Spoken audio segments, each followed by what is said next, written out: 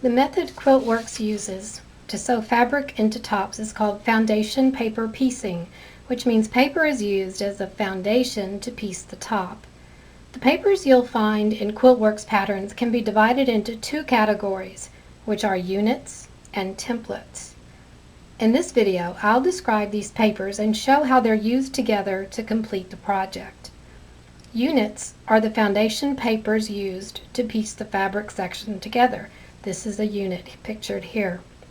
For each unit, there are one or more corresponding templates used to cut the fabric for that unit. Templates are further divided into four types, which are single templates, template layout sheets, T-templates, and strip piecing templates. First, let's look at the units. You can tell a paper is a unit because the word unit is printed in bold lettering. There's a lot of information printed on each unit, but for this tutorial we'll look at the information needed to cut the fabric. The paper piecing is covered in another video. This is unit CZR, a flying geese unit from the Geese Migrations book by Quiltworx. Trim lines and sew lines are the two lines that outline the entire unit. The outside line is the trim line. Once the piecing is finished for the unit, you'll trim paper and fabric on this line. The line just inside the trim line is the sew line, and it's 1/4 inch from the trim line. After the unit is pieced and trimmed, the unit is sewn on this line to other units or other fabrics. Now let's look at the sections. Look for section 1. Piecing always starts with section 1 and moves in numerical order until the piecing is completed for the unit.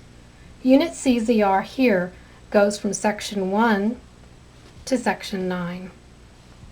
Each section is outlined first with a solid line and second with a dashed line 1/4 inch away from the solid line.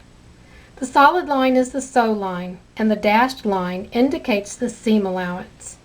If we look at a section, we notice the area inside the solid line. The shape of this area is what gets covered by the fabric for this section. If we look at the area inside the dashed line, this is the amount of fabric needed to fill the seam allowance for that section. Each section has a section number labeled SEC, followed by the number, and a template name labeled TEMP, followed by the template name. We'll see these section numbers and template names later when we look at the templates. This section is labeled section 4, template G. Now let's look at hatching. Quiltworx uses hatching to indicate which sections are covered with the accent fabrics, and no hatching to indicate which sections are covered with the background fabrics. Here the triangles in this unit are shaded or hatched, which means those are the accent fabrics. The unshaded or unhatched sections indicate the background. In the instructions, accent fabrics and background fabrics are used to keep track of your fabrics during cutting and piecing. The shading doesn't mean the accent fabric is darker, it just means it's the accent fabric. You decide which fabric is the accent and which is the background. Hatching is used in units and templates, and later we'll see how hatching is used to connect templates and units. Here's one final thing to remember about units. If the quilt layout requires 4 of these units, then you would need 4 of these papers to complete the layout.